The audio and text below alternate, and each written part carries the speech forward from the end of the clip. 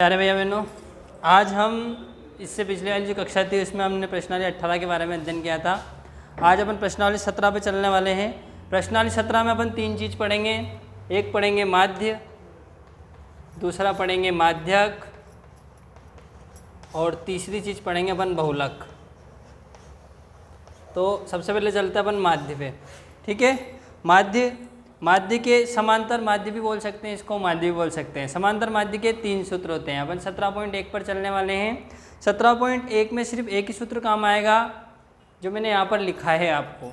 ठीक है, कि समांतर माध्य बराबर क्या होता है, प्रेक्षणों का योग बटा प्रेक्षणों की संख्या। इस सूत्र की सहायता से, और एक जो नीचे सूत्र दिया हुआ है राशियों का औसत बराबर राशियों का योग बटा राशियों की संख्या, इन दोनों सूत्र की सहायता से हमारी पूरी प्रश्नावली 17.1 जो है अपनी पूरी हो जाएगी। तो देखो मैंने यहाँ पर लिखा है सूत्र नंबर 1, समांतर माध्य बराबर प्रेक्षणों का योग बटा प्रेक्षणों की संख्या, और कोष्टक में लिखा है जब केवल चर दिया हो या जब केवल अपन को एक ही राशि दी हो।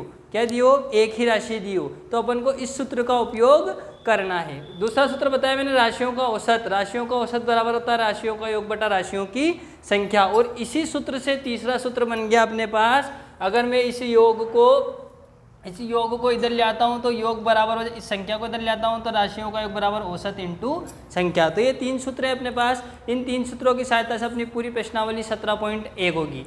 तो सबसे पहले आपके पास सवाल नंबर 1 आता है कि यदि एक कक्षा के गणित विषय में 10 छात्रों के प्राप्तांक 52, 75, 40, 70, 43, 40, 65, 35, 48 और 52 है, तो इनका समांतर माध्य ज्ञात कीजिए। हमें ज्ञात करना है समांतर माध्य। और समांतर माध्य देखो एक ही राशि दी है, सिर्फ ये राशियाँ ही दी है, इनके अलावा कुछ भी नहीं दिया है। तो जब भी ऐसा दे दे तो हमारे पास सूत्र वही है, समांतर माध्य बराबर, समांतर माध्य इसको बोलते हैं x बार। समांतर माध्य x बार बराबर प्रेक्षणों का योग बटा प्रेक्षणों की संख्या। तो x बार ऐसा कैसे, जो प्रेक्षण थे जितने, जैसे 52, 75, 40, 70, 43, 40, 65, 35, 48, 52 का योग, तो इन सबके बीच में क्या चिन्ह लगा दिया अपनों ने, प्लस का लगा दिया, बटा प्रेक्षणों की संख्या। तो कितने प्रेक्षण थे, 1, 2, 3, 4, 5, 6, 7, 8, 9, 10।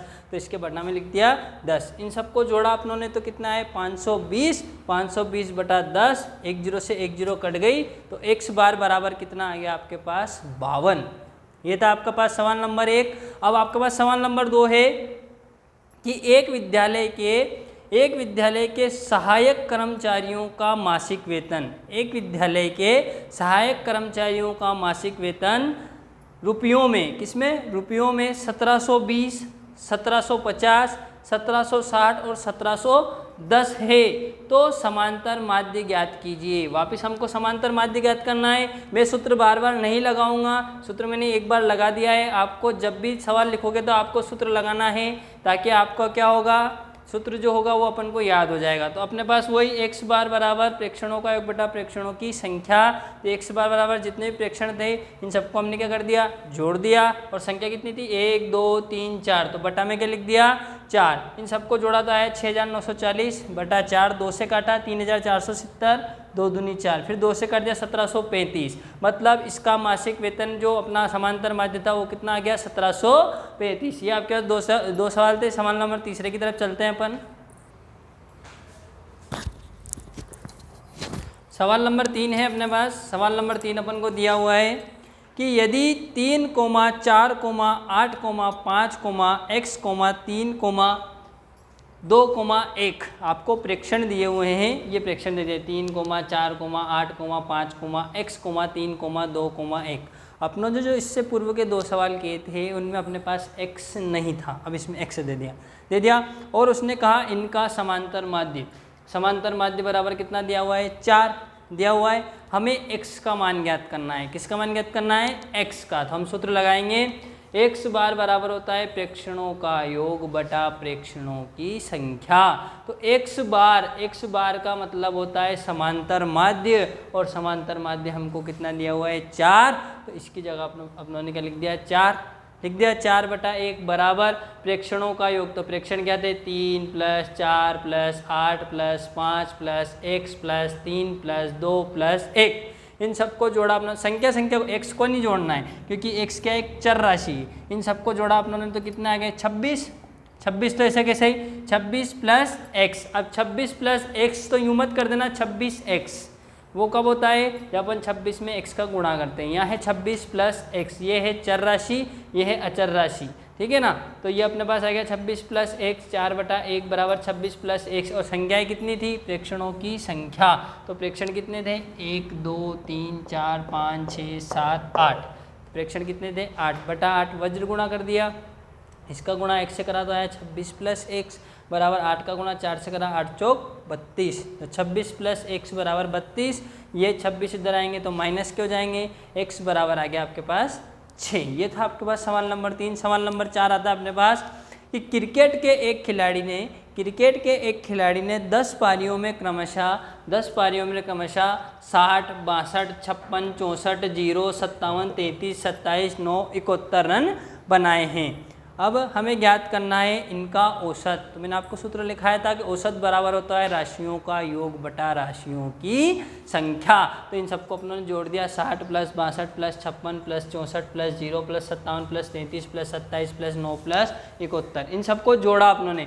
इन सबको जोड़ा तो कितना है 439, और संख्या कितनी थी 1 2 3 4 5 6 7 8 9 10, तो बटा में क्या लिख दिया 10। अब इसमें इसका भाग दिया तो कितना आ गया, बटा में 10 थी, एक अंक छोड़ के दशमलव लगा दी तो आ गया 43.9। अब ध्यान रखना, ऐसा मत कर देना कि इस जीरो को नहीं गिनो तुम, ठीक है ना। जीरो भी एक संख्या है, ये भी खेली उसने पारी, ठीक है ना। तो ये भी क्या है एक संख्या। ये था आपके पास सवाल नंबर 4। अगले सवाल नंबर 5 की तरफ चलते हैं अपन। सवाल नंबर 5 है अपने पास कि एक विद्यालय, सवाल नंबर 5 है कि एक मासिक परीक्षा में 10 विद्यार्थियों के द्वारा अंग्रेजी में प्राप्त निम्न अंकों का समांतर माध्य ज्ञात कीजिए। हमें माध्य, अब इसमें दो संख्या दी हुई है, एक दिया हुआ है अनुक्रमांक और एक दिया हुआ है अपन को प्राप्तांक। एक दिया हुआ है अनुक्रमांक और एक दिया है प्राप्तांक। अब उसने क्या पूछा है अंकों का समांतर माध्य, तो हमने प्राप्तांक लिख लिए 3 30 28 32 12 18 20 25 15 26 14, इनका समांतर माध्य ज्ञात करना है।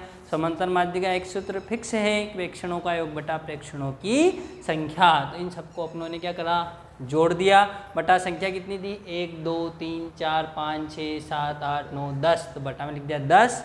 इन सबको जोड़ा अपनों ने तो आ गए 220, 220 में 10 का भाग दिया तो अपने पास कितने आ गए 22। ये हो गया अपने पास सवाल नंबर 5। इसके बाद अपने पास सवाल नंबर 6 था कि एक विद्यालय के पुस्तकालय से 10 दिनों में छात्रों को दी गई पुस्तकों की संख्या। ये पुस्तकों की संख्या दी हुई है 300, 405, 455, 489, 375, 280, 418, 502, 300, 476। तो पुस्तकों की हमें ज्ञात करनी है औसत संख्या। क्या ज्ञात करनी है औसत संख्या, और औसत बराबर होता है राशियों का योग बटा राशियों की संख्या। तो ये सब राशियाँ ही हैं, इनको प्रेक्षण भी बोल सकते हैं, इनको राशियाँ भी बोल सकते हैं।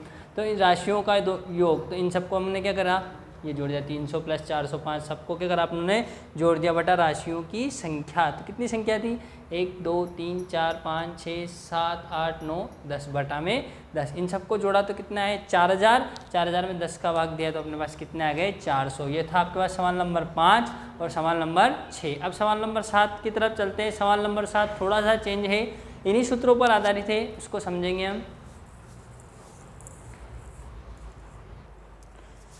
सवाल नंबर 7 है अपने पास कि कक्षा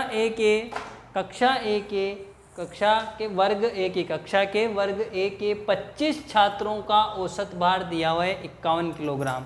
हमको दे दिया औसत, क्या दे दिया औसत। जब भी औसत दे दे तो हमें योग ज्ञात करना है। क्या ज्ञात करना है योग। जब भी औसत दे दे तो हमें योग ज्ञात करना है। तो 25 छात्रों का औसत भार दिया था 51 किलोग्राम दे रखा उसने, हमें ज्ञात करना है योग। तो 25 छात्रों के भार का योग बराबर, अभी मैंने आपको एक सूत्र लिखाया था सवाल सूत्र नंबर 3 कि योग बराबर होता है औसत इंटू संख्या। तो औसत तो कितना था 51, औसत था 51 इंटू संख्या कितनी थी 25, तो औसत इंटू संख्या, दोनों गुणा करा कितना गया 1275 किलोग्राम। उस कक्षा में जो 25 विद्यार्थी थे, मान ली 1 2 3 इस तरह से 25 विद्यार्थी थे, ठीक है ना, उन सबके भारों को अगर जोड़ें तो उन सबके भारों को जोड़ेंगे तो कितना आएगा 1275 किलोग्राम। कक्षा ए के 25 छात्रों के भार का योग आ गया 1275 किलोग्राम। इसी तरह से उसने बी का दिया है कि वर्ग बी के 35 छात्रों का औसत, वापस औसत दे दिया।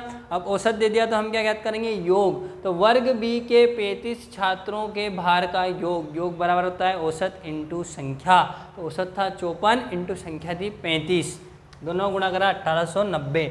उसने पूछा कक्षा के 60 छात्रों का औसत, उसने पूछा कक्षा के 60 छात्रों का औसत, औसत बराबर होता है योग बटा संख्या। तो 25 छात्रों का, अपने को 60 छात्रों का औसत ज्ञात करना है, तो 25 छात्रों के भार का योग प्लस 35 छात्रों के भार का योग बटा कुल संख्या, क्योंकि दोनों को जोड़ने पर कितने हो जाएंगे 60।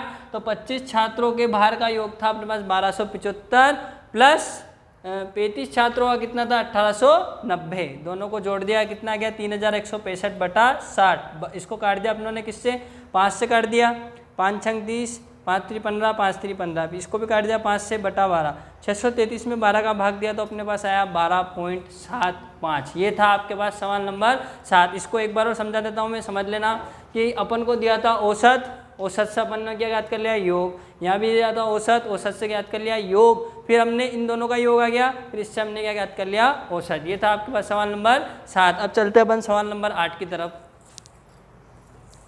आज के लिए आपको 7 सवाल बताए हैं, इन 7 सवालों को आप करके देखिए। कोई समस्या हो तो मुझे अपने पर्सनल नंबर पर पूछिए। अगली कक्षा में कल अपन इससे आगे के सवाल करेंगे। आप इन सूत्रों को याद कीजिए, इन सूत्रों की सहायता से ही अपने सवाल होंगे।